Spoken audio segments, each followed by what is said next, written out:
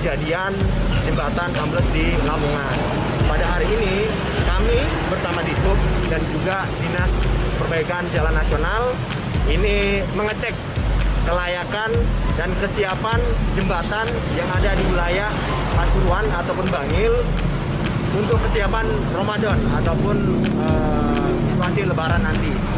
Di sini kita bisa lihat bersama di belakang kita jembatan ini sudah dilakukan perbaikan sementara, tapi setelah kita cek pada hari ini akan dilakukan perbaikan lagi untuk persiapan Lebaran nanti.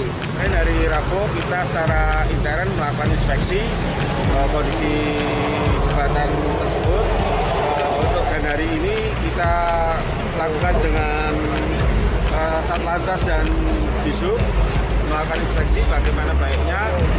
Kita sudah di awal dari Rabu sudah ngambil langkah bahwa akan ada perbaikan sementara menjelang untuk menghadapi mudik Lebaran nanti. Jadi kita akan membuat pelaksanaan semi permanen dulu dan nanti selanjutnya akan dilakukan perbaikan secara permanennya.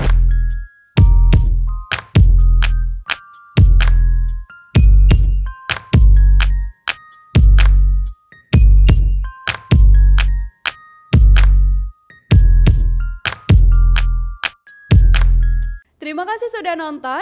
Jangan lupa like, subscribe, dan share ya.